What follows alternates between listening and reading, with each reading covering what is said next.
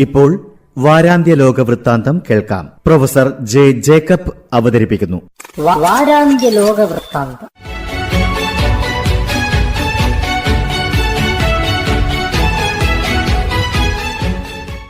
എല്ലാ മാന്യ ശ്രോതാക്കൾക്കും ലോകവൃത്താന്തത്തിലേക്ക് സ്വാഗതം. ഗ്യാൻവ്യാപി പള്ളിയുടെ ഒരു ഭാഗത്ത് ആരാധന നടത്തുവാൻ കോടതി ഹിന്ദുക്കൾക്ക് അനുമതി നൽകി. 7 ദിവസത്തിനകം ഇതിനുള്ള സൗകര്യം നൽകണം എന്നാണ് കോടതിയുടെ നിർദ്ദേശം. വാരണാസിയിലെ കാശി വിശ്വനാഥ ക്ഷേത്രത്തിന് സമീപമാണ് ഗ്യാൻവ്യാപി മസ്ജിദ്. ഇവിടെ ഒരു ശിവക്ഷേത്രമുണ്ടായിരുന്നുവെന്നും അതിന് രൂപമാറ്റം വരുത്തിയാണ് ഔറംഗസീബ് ഈ മോസ്ക് നിർമ്മിച്ചത് എന്നുമാണ് ഒരു വിഭാഗം വാദിക്കുന്നത്. ഇതിൻ്റെ ഒരു നിലവറയിൽ നൂറ്റാണ്ടുകളായി ഹിന്ദുക്കൾ ആരാധന നടത്തിയിരുന്നതാണ്.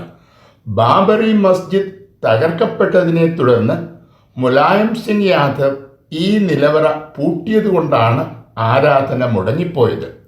ഈ ആരാധനാലയം ഒരു തർക്കവിഷയമായതിനെ തുടർന്ന് ആർക്കിയോളജിക്കൽ സർവേ ഓഫ് ഇന്ത്യ ഈ സ്ഥലം പരിശോധിക്കുകയും നേരത്തെ ഇവിടെ ഒരു അമ്പലമുണ്ടായിരുന്നു എന്നത് സ്ഥിരീകരിക്കുകയും ചെയ്തിട്ടുണ്ട്. 1947 ആരാധനാലയങ്ങൾ കൈവശം വച്ചിരുന്നവർക്ക് അതിൻ്റെ ഉടമസ്ഥത നൽകണം എന്നാണ് നമ്മുടെ നിയമം അനുശാസിക്കുന്നത്. ഈ സാഹചര്യത്തിൽ പരസ്പരമുള്ള ചർച്ചകളിലൂടെ ഈ വിഷയം പരിഹരിക്കാൻ എല്ലാ ശ്രമവും നടത്തേണ്ടതാണ്.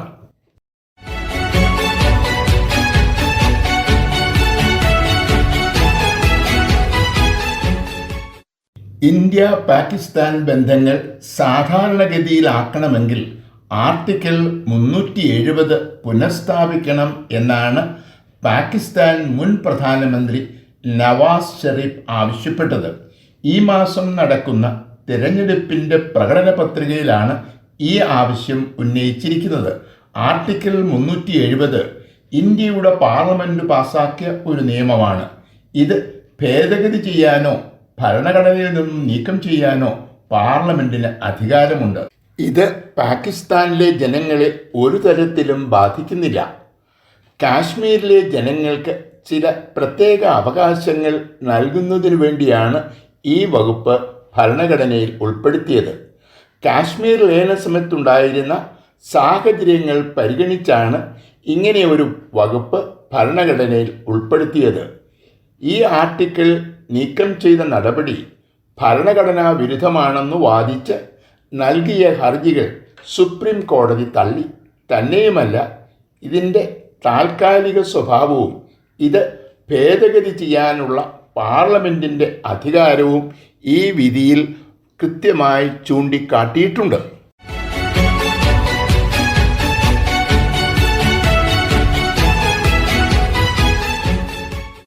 ചെങ്കടൽ കടന്ന് ഏഡൻ ഉൾക്കടലിലെത്തിയ ഒരു ബ്രിട്ടീഷ് ചരക്ക് കപ്പലിനെ ഹൗദികൾ ആക്രമിച്ചു.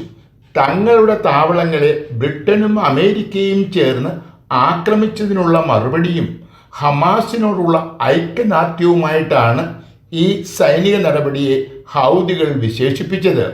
യമൻ കേന്ദ്രമാക്കി പ്രവർത്തിക്കുന്ന ഹൗദികളെ നിയന്ത്രിക്കുന്നത് ഇറാനാണ്. തന്മൂലം ഇത് അമേരിക്കയ്ക്കും യൂറോപ്പിനും എതിരെയുള്ള ഒരു നീക്കമായിട്ടാണ് പൊതുവെ വിലയിരുത്തപ്പെടുന്നത്. തീപിടിച്ച കപ്പലിൽ നിന്നും സഹായം അഭ്യർത്ഥിച്ചുകൊണ്ടുള്ള സന്ദേശം ലഭിച്ചതായി അമേരിക്ക സ്ഥിരീകരിച്ചിട്ടുണ്ട്. ദുരന്ത മേഖലയിലേക്ക് അഗ്നിശമന വിദഗ്ധന്മാരെ അയച്ചതായി ഇന്ത്യയും അറിയിച്ചിട്ടുണ്ട്. ഏറ്റവും കൂടുതൽ ചരക്ക് കപ്പലുകൾ നിത്യവും കടന്നു പോകുന്നത് ചെങ്കടൽ വഴിയുള്ള സമുദ്രപാതയിലൂടെയാണ്. ഈ പാത ഒഴിവാക്കി തെക്കേ ആഫ്രിക്ക വഴി സഞ്ചരിക്കേണ്ടി വന്നാൽ അമേരിക്കയ്ക്കും യൂറോപ്പിലെ രാജ്യങ്ങൾക്കും ഭീമമായ നഷ്ടമുണ്ടാകും. ചെങ്കടലിലൂടെയുള്ള ചരക്കു നീക്കം സുരക്ഷിതമാക്കാനായി ഇറാനെതിരെ അമേരിക്ക കടുത്ത നടപടികൾ സ്വീകരിക്കും എന്നാണ് ലോകം ഭയപ്പെടുന്നത്.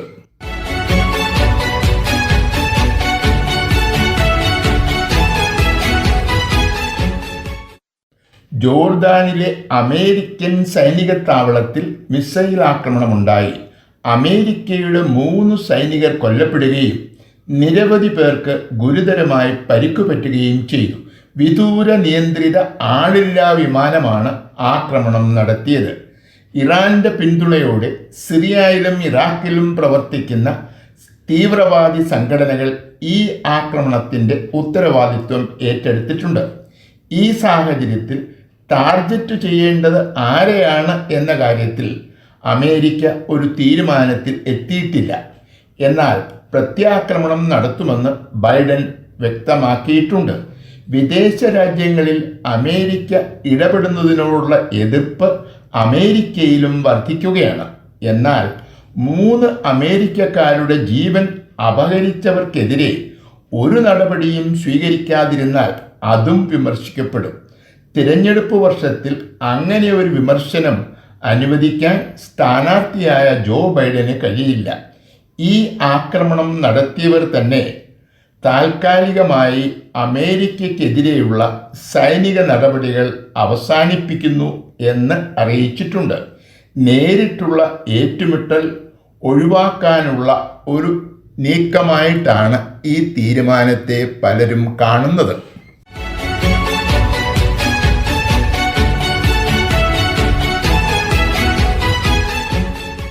ഗാസയിൽ ദുരിതാശ്വാസ പ്രവർത്തനങ്ങൾ നടത്തുന്ന ഐക്യരാഷ്ട്രസഭയുടെ ഉദ്യോഗസ്ഥന്മാർ ഹമാസുമായി സഹകരിച്ചു പ്രവർത്തിച്ചു എന്നാണ് ഇസ്രായേൽ ആരോപിക്കുന്നത്. ഒക്ടോബർ 7-ന് ഇസ്രായേലിനെ ആക്രമിക്കാൻ ഈ ഉദ്യോഗസ്ഥന്മാർ ഹമാസിനെ സഹായിച്ചു എന്നാണ് ആരോപണം.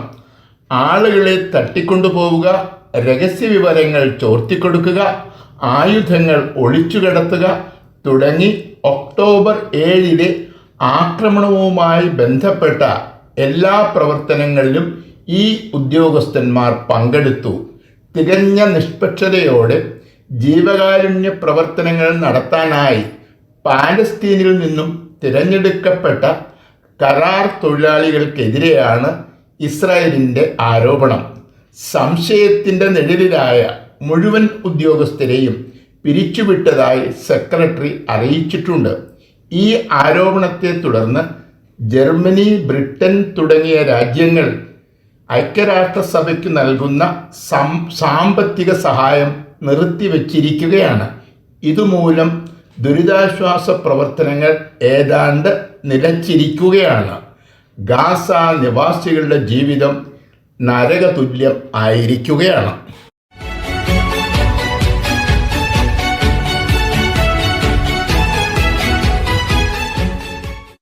ഭരണഘടനയിൽ അധിഷ്ഠിതമായ രാജവാഴ്ച എന്നാണ് തായ്ലൻഡിലെ ഭരണ സംവിധാനത്തെ വിശേഷിപ്പിക്കുന്നത്.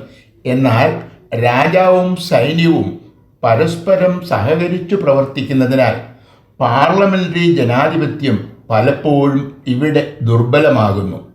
രാജാവിനും രാജകുടുംബത്തിലെ അംഗങ്ങൾക്കുമെതിരെയുള്ള എല്ലാ വിമർശനങ്ങളും ഭരണഘടനാ വിരുദ്ധമായ നടപടികളാണ്. 15 വർഷം വരെ ജയിൽ ശിക്ഷ ലഭിക്കാവുന്ന കുറ്റവുമാണ്. എതിരാളികളെ നിശബ്ദരാക്കാനുള്ള ഒരായുധമായി ഈ വകുപ്പ് ഭരണകക്ഷി ദുരുപയോഗം ചെയ്യുന്നു എന്നാണ് പ്രതിപക്ഷം ആരോപിക്കുന്നത്. രാജകുടുംബത്തിന് പരിരക്ഷ നൽകുന്നത് ഭരണഘടനയുടെ 112-ാം വകുപ്പാണ്. ഇത് പരിഷ്കരിക്കും എന്നതായിരുന്നു കഴിഞ്ഞ വർഷം നടന്ന തിരഞ്ഞെടുപ്പിൽ മൂവ് ഫോർവേഡ് പാർട്ടിയുടെ പ്രധാന വാഗ്ദാനം. തിരഞ്ഞെടുപ്പിൽ ഈ കക്ഷി ഭൂരിപക്ഷം നേടിയെങ്കിലും സൈന്യത്തിൻ്റെ ഇടപെടൽ മൂലം ഈ വാഗ്ദാനമുയർത്തിയ പാർട്ടി നേതാവിന് പ്രധാനമന്ത്രി പദം നിഷേധിക്കപ്പെട്ടു. നിർദ്ദിഷ്ട പരിഷ്കാരം ഭരണഘടനാ വിരുദ്ധമാണെന്ന് ബുധനാഴ്ച കോടതിയും വിധി പ്രഖ്യാപിച്ചു.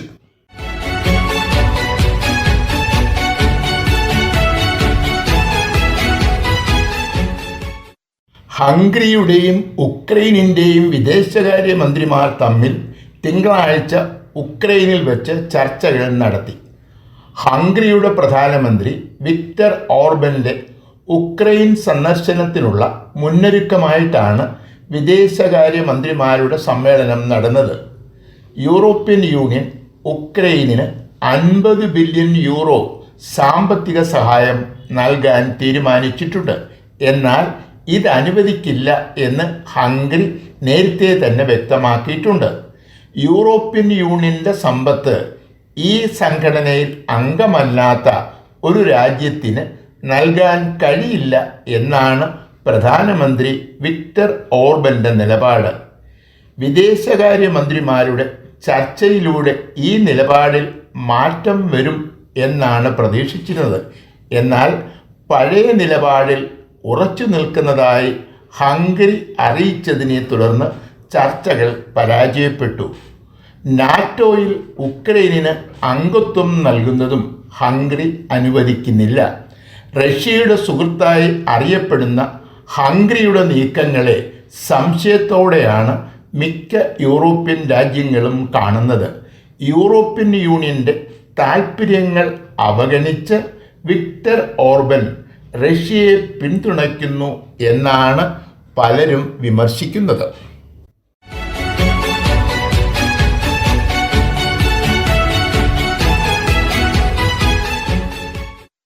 ഭ്രൂണഹത്യ നടത്താനുള്ള സ്ത്രീയുടെ അവകാശത്തിന് ഭരണഘടനയുടെ പരിരക്ഷ നൽകാൻ നിർദ്ദേശിക്കുന്ന ഒരു ബില്ല് കഴിഞ്ഞയാഴ്ചയിൽ ഫ്രാൻസിലെ ദേശീയ അസംബ്ലി പാസാക്കി.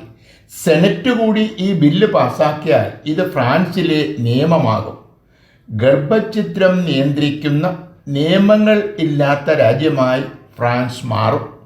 2 വർഷങ്ങൾക്ക് മുൻപാണ് അമേരിക്കയിലെ ഒരു കോടതി 6 ആഴ്ചകളിൽ കൂടുതൽ വളർച്ചയെത്തിയ ഭ്രൂണം നശിപ്പിക്കാൻ പാടില്ല എന്ന വിധി പ്രസ്താവിച്ചത്. ഇത് സ്ത്രീകളുടെ അവകാശത്തിന്മേലുള്ള കടന്നുകയറ്റമായി വ്യാഖ്യാനിക്കപ്പെടുകയും അമേരിക്കയിൽ മാത്രമല്ല യൂറോപ്പിലും വലിയ പ്രതിഷേധ പ്രകടനങ്ങൾ ഉണ്ടാവുകയും ചെയ്തു. എന്നാൽ അമേരിക്കയിലെ പല സംസ്ഥാനങ്ങളും ഭ്രൂണഹത്യ നിയന്ത്രിക്കുന്ന നിയമങ്ങൾ പാസാക്കിക്കൊണ്ടാണ് ഇതിനെതിരെ പ്രതികരിച്ചത്. ഇത്തരത്തിലുള്ള നിയമങ്ങൾ തങ്ങളുടെ രാജ്യത്ത് ഉണ്ടാകുന്നത് തടയാനാണ് ഫ്രാൻസിൻ്റെ ഇപ്പോഴത്തെ നിയമനിർമ്മാണം. ഇവിടെ സ്ത്രീകളുടെ അവകാശം മാത്രമാണ് പരിഗണിക്കപ്പെടുന്നത്. സ്ത്രീയുടെ ഉദരത്തിൽ വളരുന്ന കുഞ്ഞിനും അവകാശങ്ങൾ ഉണ്ട് എന്നാണ് ലോകത്തെങ്ങുമുള്ള ജീവൻ രക്ഷാ പ്രവർത്തകർ ചൂണ്ടിക്കാട്ടുന്നത്.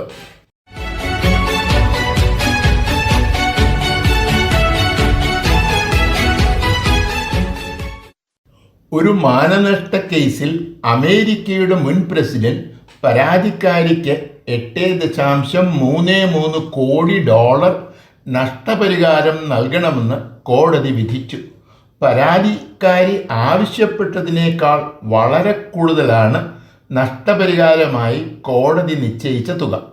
4 വർഷങ്ങൾക്ക് മുമ്പാണ് കരോൾ എന്ന പത്രപ്രവർത്തക ട്രംപിനെതിരെ മാനനഷ്ട കേസ് കൊടുത്തത്. ഇപ്പോൾ 80 വയസ്സുള്ള ഈ പത്രപ്രവർത്തകയെ 3 ദശാബ്ദങ്ങൾക്ക് മുമ്പ് ട്രംപ് മാനഭംഗപ്പെടുത്തി എന്നായിരുന്നു കേസ്. ഈ വാർത്ത നിഷേധിച്ചുകൊണ്ട് ഇവർ കള്ളം പറയുന്നു എന്നാണ് ട്രംപ് പ്രതികരിച്ചത്.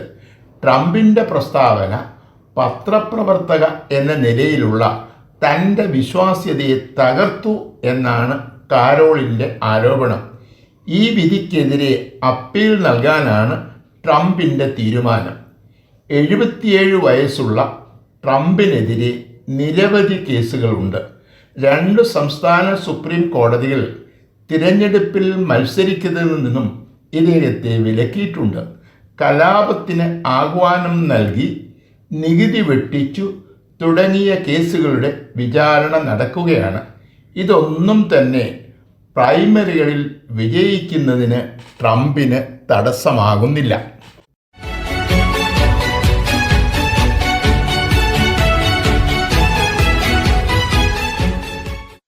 അന്താരാഷ്ട്ര നീതിന്യായ കോടതിയിൽ ഇസ്രായേലിനെതിരെ ദക്ഷിണാഫ്രിക്ക നൽകിയ കേസിൽ ഇടക്കാല ഉത്തരവുണ്ടായി.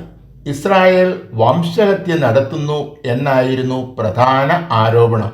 ഹമാസിനെതിരെയുള്ള ആക്രമണം സ്വയരക്ഷയ്ക്കുള്ള പ്രതിരോധമാണ് എന്നും വംശഹത്യ അല്ല എന്നുമാണ് ഇസ്രായേൽ വാദിച്ചത്. വംശഹത്യ അവസാനിപ്പിക്കാൻ സത്വര നടപടികൾ സ്വീകരിക്കണം എന്നാണ് വിധിയിൽ ആവശ്യപ്പെട്ടിരിക്കുന്നത്. ഹമാസിൻ്റെ ആക്രമണത്തെ തുടർന്ന് ഇസ്രായേൽ സൈന്യം ഗാസയിൽ നരനയാട്ടു നടത്തുന്നു. തന്നെയുമല്ല, ഹമാസിനെ പൂർണ്ണമായും നശിപ്പിക്കാതെ പിന്മാറില്ല എന്നും പ്രധാനമന്ത്രി ബെഞ്ചമിൻ നെതന്യാഹു പലകുറി വ്യക്തമാക്കിയിട്ടുണ്ട്. ഈ വിധി അനുസരിക്കാൻ ബന്ധപ്പെട്ട കക്ഷികൾ തയ്യാറാകണം എന്ന് യൂറോപ്യൻ യൂണിയനും ആംനസ്റ്റിയും ആവശ്യപ്പെട്ടിട്ടുണ്ട്. ഇത് ഇടക്കാല ഉത്തരവാണ്. അന്തിമ വിധി ഉണ്ടാവാൻ നിരവധി വർഷങ്ങൾ കാത്തിരിക്കണം. ഈ വിധി തൽക്കാലം ഇസ്രായേലിനെ ബാധിക്കില്ല. എന്നാൽ യുദ്ധം വംശഹത്യയാണ് എന്ന് കോടതി അംഗീകരിച്ചത് ഇസ്രായേലിൻ്റെ പ്രതിരോധവാദത്തിനെതിരെയുള്ള വലിയ ഒരു തിരിച്ചടിയാണ്. വാരാന്ത്യ ലോക വൃത്താന്തം.